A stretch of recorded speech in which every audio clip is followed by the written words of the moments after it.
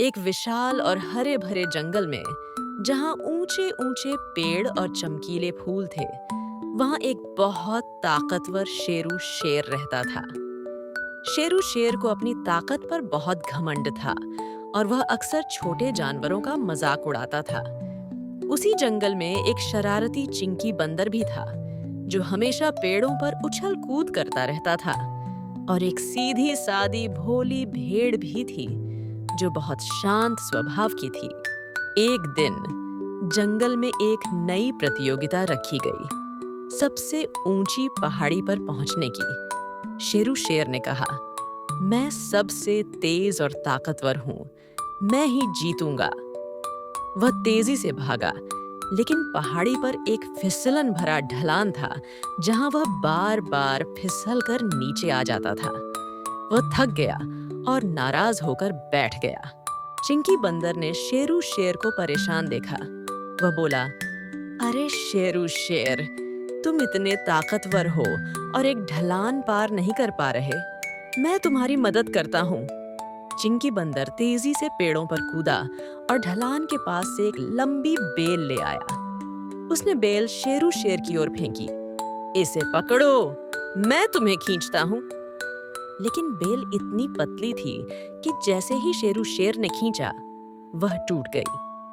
शेरू शेर और चिंकी बंदर दोनों निराश थे।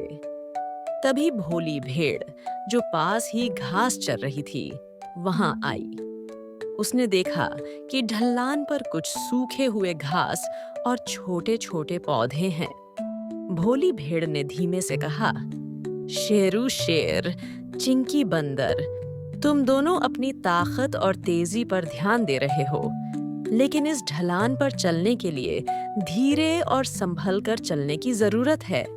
अगर तुम उन सूखे घास और पौधों पर पैर रखोगे तो नहीं फिसलोगे। शेरू शेर और चिंकी बंदर ने भोली भेड़ की बात मानी, हालांकि उन्हें यकीन नहीं था। शेरू शेर ने धीरे धीरे भोली भेड़ के बताए अनुसार सूखे घास और पौधों पर पैर रखकर चलना शुरू किया। चिंकी बंदर ने भी उसका साथ दिया। धीरे धीरे और संभलकर वे दोनों पहाड़ी की चोटी पर पहुंच गए। चोटी पर पहुंचकर शेरू शेर ने राहत की सांस ली। उसने भोली भेड़ और चिंकी बंदर को धन्यवाद दिया। शेरू शेर ने कहा, मुझे माफ कर दो, मैंने तुम्हें कम समझा। आज मुझे समझ आया कि सिर्फ ताकत या तेजी ही सब कुछ नहीं होती, बल्कि सादगी और समझदारी भी बहुत काम आती है।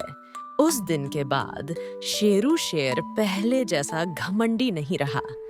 वह भोली भेड़ और चिंकी बंदर का बहुत सम्मान करता था। जंगल में सभी जानवर अब एक दूसरे की ताकत और गुणों का सम्मान करने लगे और मिलजुल कर रहने लगे।